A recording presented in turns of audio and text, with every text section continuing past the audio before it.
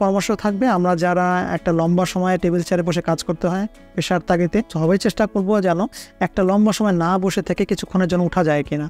আমরা চেষ্টা করব ৪৫ মিনিট পর পর বা আধা ঘন্টা পর বা ১ ঘন্টা পর পর একটু টেবিলের পাশে বসে একটু উঠবস করা, একটা হাঁটা। এক নাগারে যখন আমি আমার মেরুদণ্ডকে সোজা করে বাকি রাখবো তখন আস্তে আস্তে আমাকে ঝুঁকে যাব। যখনই ঝুঁকে যাব তখন কিন্তু আমার নার্ভের উপর চাপ পড়বে, কোমরের উপর চাপ পড়বে। আসসালামু আলাইকুম রহমতুল্লাহ। আমি doctor Zillur Hasan Roni, consultant orthopaedics, জাতীয় অর্থোপেডিক হাসপাতাল পুনর্বাসন প্রতিষ্ঠান নিটোর। আজকের বিষয় হচ্ছে কোমর ব্যথা। সবারই কম বেশি কোমর ব্যথা আছে, তবে একটা জিনিস খুব আশ্চর্যজনকভাবে বৃদ্ধি পাচ্ছে। দেখা যায় যে আমরা যারা লম্বা সময় অফিস ওয়ার্ক করি, যারা দীর্ঘক্ষণ সময় বসে থাকি বা দীর্ঘ সময় চেয়ার টেবিলে কাজ করি, বিশেষ করে যারা ব্যাংকার, বিশেষ করে যারা অফিস টেবিল চেয়ার ওয়ার্ক করে, তাদের এই খুব কম বয়স থেকে, কম এজ থেকেই কিন্তু আমরা এই কোমর ব্যথাটা নিয়ে আসছি। এটা কিন্তু আসলে আগে ছিল না, কিন্তু ইদানিংকালে খুব বেশি পরিমাণে আমরা পাচ্ছি। এটা থেকে একটু আমার মনে হয় নজর দেওয়া উচিত। আমাদের বিশেষজ্ঞ হিসেবে আমাদের কিছু পরামর্শ দেওয়া উচিত। তো বিশেষজ্ঞ হিসেবে আমার পরামর্শ থাকবে আমরা যারা একটা লম্বা সময় টেবিল চেয়ারে বসে কাজ করতে হয় পেশার তাগিদে, সবাই চেষ্টা করব যেন একটা লম্বা সময় না বসে থেকে কিছুক্ষণের জন্য উঠা যায় কিনা।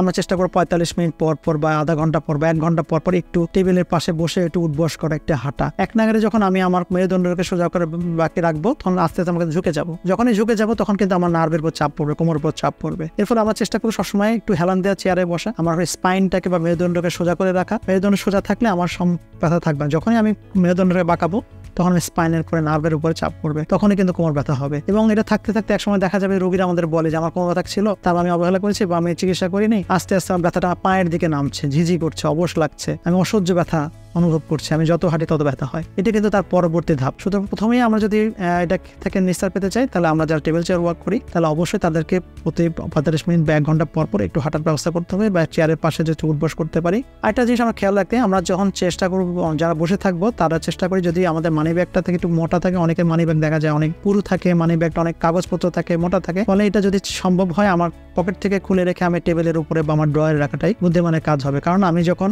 বসবো আমার মেরুদণ্ডকে সোজা রাখার জন্য আমার স্পাইনটাকে, আমার হিপটাকে সোজা রাখার খুব জরুরি দরকার।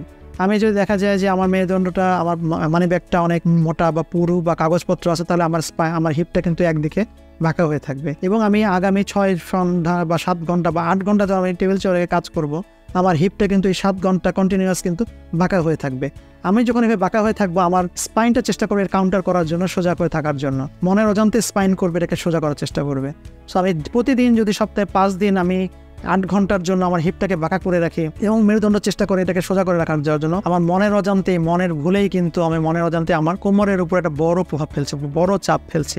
এটা কিন্তু কোমর ব্যথার জন্য একটা খুবই অনেক বড় একটা কারণ। তো এটা খুব একটা ছোট্ট সহজ সমাধান। আমরা মানি ব্যাগটাকে সুন্দর মতো টেবিলে রাখবো বা ড্রয়ারে রাখবো, হ্যাঁ চেষ্টা করবো। অনেক সময় দেখা যায় যে আমরা যদি একটু হাঁটাহাঁটি করি, হাঁটাহাঁটি করলে এর ফলে দুটো সুবিধা হবে। এক, আমাদের রক্ত চলাচলটা ভালো থাকবে, আর আমাদের মেরুদণ্ডের পিছনের মাংসটা ৬ ঘন্টার জন্য বা ৭ ঘন্টার জন্য অবশ হয়ে থাকলো বা কাজ করলো না, সেটাও কাজ ফিরে পাবে। ফলে অল্প একটু কাজ করার ফলে আমাদের এই বিশ্ব থেকে আমরা নিস্তার করতে পারি। আরেকটা জিনিস, যেহেতু আমরা এখন সবাই খুব রুমের মধ্যে থাকতে পছন্দ করি, রোদ আমাদের সংস্পর্শ পায় না, এই জন্য কিন্তু আমাদের হাঁটুটাও দুর্বল হয়েছে, আমাদের হার্টের ক্ষয় হচ্ছে।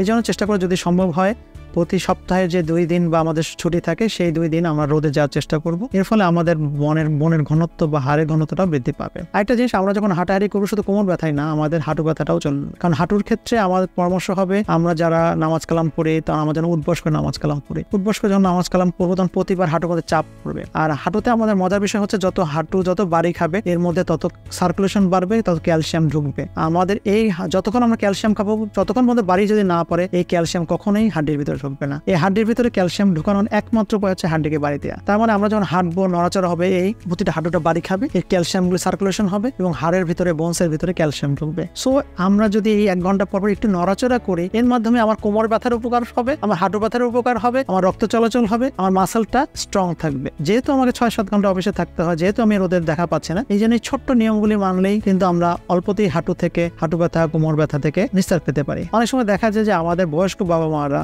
দেখা যায় যে তারা গ্রামে থাকেন, ৭০ হয়ে গেছে, ৮০ হয়ে গেছেন, তাদের চোখ ভালো, তাদের চুল ভালো, তাদের কোনো চশমা লাগে না, তাদের হাঁটু ব্যথা করে না, এটা কেন হয়েছে? কারণ তারা একটা দীর্ঘ সময় পরিশ্রম করেছেন, হাঁটুর কাজ করেছেন, তারা মাইলের পর মাইল হেঁটে জমি চাষ করেছেন, বাজারে গিয়েছেন, স্কুল আদালতে গিয়েছেন, তারা রোদে যাচ্ছেন, তারা পাহাড়ে উঠছেন। এর ফলে যখন হাঁটুটা প্রচন্ড ভারী খায়, এই ভারী খাওয়ার ফলে কিন্তু হাঁটু ব্যথাটা আসে না। তো এর ফলে ছোট ছোট নিয়মগুলি যদি আমরা আমাদের যে এখন প্রাত্যহিক জীবনে আমাদের যে লাইফস্টাইল, আমাদের যে একটা যান্ত্রিক জীবন, এই জীবনের মধ্যে এই ছোটখাটো নিয়মগুলোকে একটু মানলে কিন্তু আমরা হাঁটু ব্যথা, কোমর ব্যথা থেকে খুব সহজে নিস্তার পেতে সকল পেতে